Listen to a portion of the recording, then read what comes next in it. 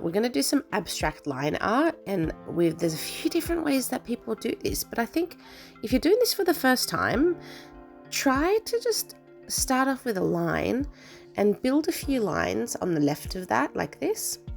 And then what you're going to do is actually start drawing some lines on the right in a similar way, but you're going to start halfway down. So by starting halfway down, it gives you the illusion that it's sort of folding behind something. Like, it's an interesting technique, and I think that the more you do it, the more experienced you get with it. But I did this for the first time yesterday, and I think that if you section areas off like what I just did there and fill them, that's another way.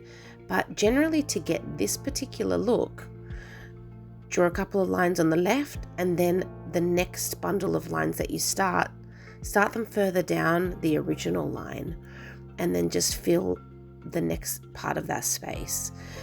What I did on the first example was I drew the right hand side of the leaf as like a closed shape, and then I filled it in. That's another option. You can fill sections, or you can build on previous lines. So there's a few different options to do this, but as a foundation, we've got something that looks like that. Another common shape you might see is this upside down teardrop. Now, I'm going to give you 3 examples of different ways that you can draw this. And I kind of got this ribbon here, tape measure, to show you the shape that I'm talking about. We're going to start with the middle with lines on either side. And I think this one is important to remember, that you don't really put anything on the top. You just draw some curved lines on the sides. Now, if you start the line right at the top of that, then it makes the shape wider. If you start it slightly lower, like what I've did, it really sort of makes that shape much more narrow. And if you put a couple of semicircles on top and then fill it in, you get something that looks like this. Okay. We're going to now try the bulk of something being on the right, of the outer ribbon being on the right. So do a couple of skinny ones on the left, and then do one over the entire thing. And then start stacking your wavy lines more on the right. So from halfway over, maybe, you can even begin the line further across, like from there. And then you'll get a shape that kind of looks like that. Fill in your little upside down teardrop, and you've got something that looks like this. And if you're going to do it on the left, you do the opposite thing. You put a couple of skinny lines on the right, and then draw the bulk of your larger lines on the left, like so. It's really important to practice these, I think, if you'd like to get better at this technique. So now I'm going to do a larger version. A couple of skinny ones on the left, and then some larger ones are going to be added on the right, like so. Now, as you can see, I've produced this curled up shape, and it looks like it's kind of sitting on top of a leaf. Now the lines are touching.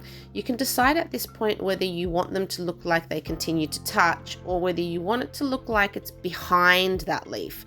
So if you want it to look like it's behind, draw the line and then sort of end along the line that is there for the leaf, and not in the little crevice. And that will make it look like it is actually behind the shape and not just directly next to it.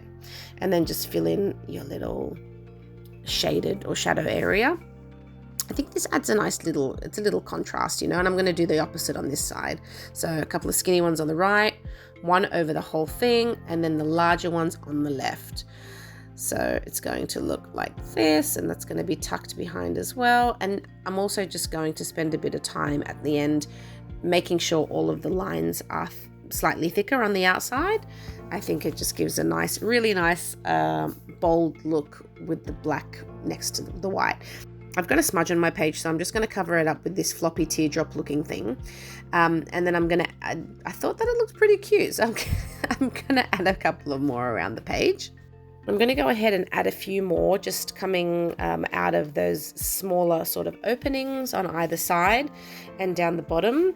And you can just really extend them. You can add as many as you want. They actually are a really cute additional detail that adds some interest, to your work.